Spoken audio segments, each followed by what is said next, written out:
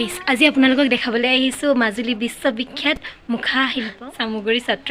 তো তাৰে আপোনালোকক কিছুমান দৃশ্য দেখাম তো আপোনালোকে চাব মুখাসমূহ মই পিন্ধিও দেখাম আপোনালোকক কেনেকুৱা লাগে কি কথা যদি আহাই তেনেহলে সন্দেশ বুলি কমেন্ট কৰিব আৰু সো এইখন মুখা মই যিখন পিন্ধিছিলো ট্ৰাই কৰিছিলো পুটনা মুখা আচ্ছা পুৰা ৰিয়েল ব্ৰিটিছৰ মেহেলৰ পৰা আমি ওলাই দিছো আৰু এতিয়া তো এইটোৱে আছিল Mago. Hola.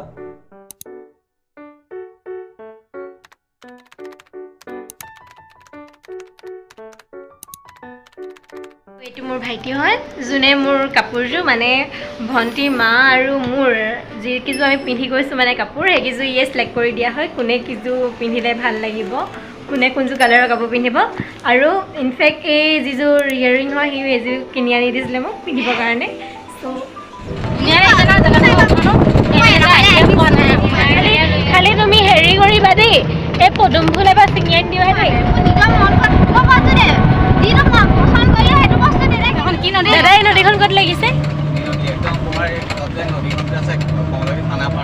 অঁ সেইখন নদী নেকি সেইখন তুমি নদী চেণ্ডেল খুলি সোমাইছোঁ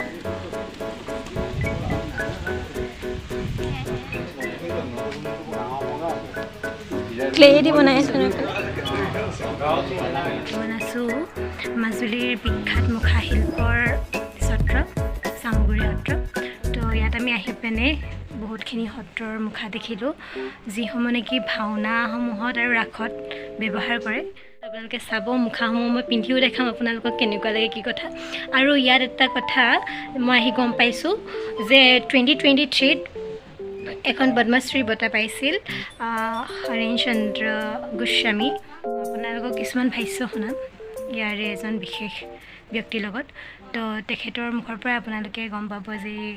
সত্ৰখনৰ বিশেষত্ব মুখাৰ বিশেষ যিসমূহ নিৰ্মাণ কৰোঁতে কিমান সময় লাগে কি কথা সকলোবোৰ আপোনালোকক দেখাম তেতিয়ালৈকে আপোনালোকে মোৰ ভিডিঅ'টো লাষ্টলৈকে চাব লাগিব চ' তাকে আৰু চাই যাওক এইটো পিন্ধিছিলে সেইটো নাই এইটো পিন্ধিছিলে মোৰ এনেকুৱা এটা পিন্ধিছিলে ফটো মাৰিছিলি এই নহয় সেইটো তোমাক দি বুলি কিবা লাগিব লাইক কমেণ্ট ছাবস্ক্ৰাইব কৰিব বিশেষ ব্যক্তি এজনক দেখাব বিচাৰিছে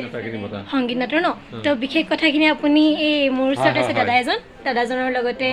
কৈ যাব নমস্কাৰ মোৰ নাম ধীৰেন গোস্বামী মই সামুগুৰি সত্ৰৰ এজন ডেকা সত্ৰীয়া ল'ৰা হিচাপে এই মুখা শিল্পৰ লগত জড়িত আমাৰ হ'ল এখন সামুগুৰি সত্ৰ এই সামুগুৰি সত্ৰখন 1665 খ্ৰীষ্টাব্দত আহোম ৰজা চক্ৰধৰ সিংহৰ প্ৰতিষ্ঠাপন সত্ৰ আৰু তেতিয়াই প্ৰথমজন সত্ৰাধিকাৰ আছিলে চক্ৰপাণী আটা সেই চক্ৰপাণী আটা আহোম ৰজা চক্ৰধৰ সিংহই শৰণ লৈ এই সত্ৰখনি প্ৰতিষ্ঠা কৰিছিলে এজোপা চাম গছ আছিলে সেই চাম গছজোপাৰ তলতে সত্ৰখনি প্ৰতিষ্ঠা কৰাৰ কাৰণে নাম দিছিলে সামুগুৰি সত্ৰ আৰু সত্ৰখনৰ মূল বৈশিষ্ট্য হৈছে জগতগুৰু শ্ৰীমন্ত শংকৰদেৱৰ মুখা শিল্প গুৰুজনাই 500 বছৰৰ আগতে নগাঁও জিলা বৰদোৱা থানত প্ৰথম চিহ্নযাত্ৰাৰ ভাওনাযোগে মুখা কলাটো তৈয়াৰ কৰিছিলে আৰু এইটো এটা পৰম্পৰা হিচাপে চলি আহিছে আহোঁতে 2003 চনত এই মুখা শিল্পটোৱে ৰাষ্ট্ৰীয় পৰ্যায়ত স্বীকৃতি পালে সংগীত নাটক একাডেমীৰ যোগেদি আৰু সেই সৌভাগ্যটো আমাৰ প্ৰথম পিতৃয়ে লাভ কৰিছিলে মোৰ পিতৃৰ নাম কুশকান্ত দেৱ গোস্বামী আছিলে তেখেত সত্ৰৰ সত্ৰাধিকাৰ আছিলে 13 চনত পালে প্ৰণৱ শিল্পী বঁটা যেতিয়া এই পুৰস্কাৰ পালে তেতিয়া বিশ্বৰ লোক আহিবলৈ এই মাজুলী মুখা শিল্প চাবলৈ আৰু 18 চনত পালে হেমচন্দ্ৰ গোস্বামীয়ে সংগীত নাটক একাডেমী বঁটা 23 চনত পালে পদ্মশ্ৰী তেতিয়াৰ পৰাই মাজুলী বিখ্যাত হ'ল আৰু আমাৰ মুখা বনোৱা পদ্ধতি এইবিলাক গোবৰৰ চেহেৰা বনাওঁ আকৌ কুমাৰ মাতে কাপোৰ মাৰোঁ পইচা পাওঁ এটা মুখা বনাবলৈ গ'লে 5টা পৰ্যায় 3 দিন 4 দিন লাগে আৰু এই মুখাকে আমি 3টা ভাগত বনাওঁ যেনে বৰ মুখা লুটুকৰি মুখা মুখ মুখা আৰু এই মুখা কিহত ব্যৱহাৰ হয় ভাওনা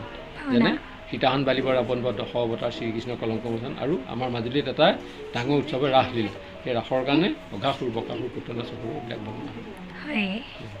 তো বিশেষ কিবা ইয়াত আৰু তেনেকৈ মুখা আছে নেকি মুখা মানে এইবিলাক চব ভাওনাৰ মুখা নহয় ৰামায়ণৰ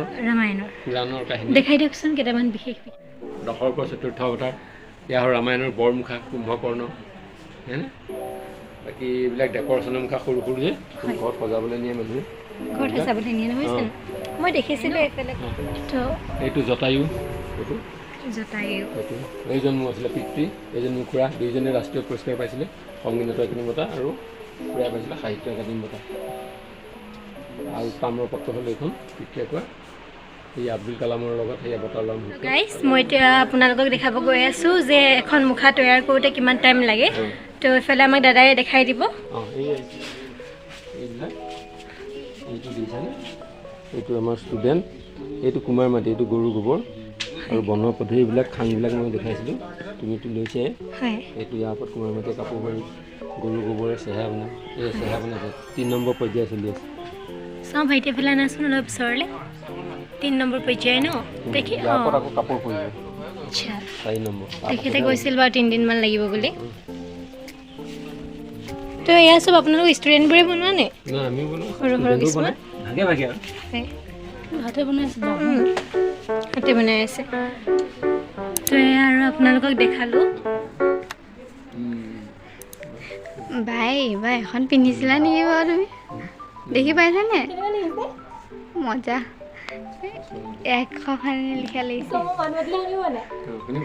চ' গাইজ তো আপোনালোকে ভাবকচোন যদি আমি মুখাখন যদি এক্সাম দিবলৈ যাওঁ তেনেহ'লে আমাৰ টিচাৰ্ছবোৰে দেখি পিনে আমাৰ কনফিউজ হ'ব নহ'ব কোন আহিলে বুলি চ'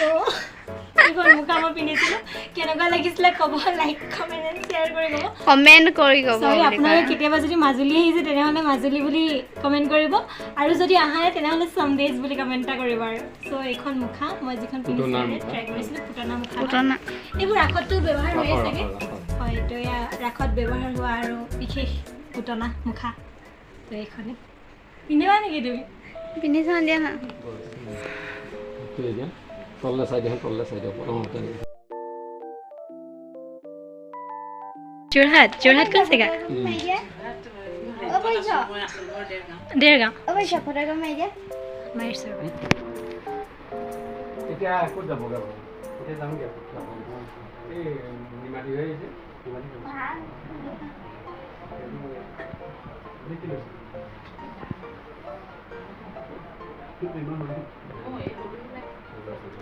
এতিয়া আমি এই সত্ৰখনৰ পৰা এতিয়া আমি যাবলৈ লৈছোঁ আৰু তো এয়াই আছিল মাজুলী সত্ৰৰ মুখা সত্ৰৰ বিশেষ তো এতিয়া আমি চাওঁ গাইছ তো আৰু কি দেখাব পাৰোঁ আৰু কি এক্সপ্ল'ৰ কৰিব পাৰোঁ আপোনালোকক দেখাইছোঁ তো দাদা লগ পাই ভাল লাগে হয় ধন্যবাদ তো কিবা এটা কৈ দিওঁ সদায় সকলোৱে ছাবস্ক্ৰাইব কৰিব চেনেলটো চাব সকলোৱে মই সকলোৰে প্ৰতি হেৰি থাকিল তো ভাল লাগিল দাদা তো আহিছোঁ গাইছ এতিয়া সত্ৰৰ পৰা ওলাই দিলোঁ আৰু কি এক্সপ্ল'ৰ কৰিব পাৰোঁ আপোনালোকক দেখাই আছোঁ সত্ৰখনলৈ আহি ভাল লাগিল তো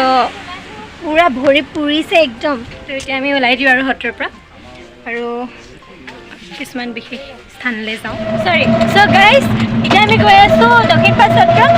ফাৰ্ষ্ট আমি চালোঁ চামগুৰি সত্ৰ এতিয়া আমি যাম দক্ষিণপাট সত্ৰ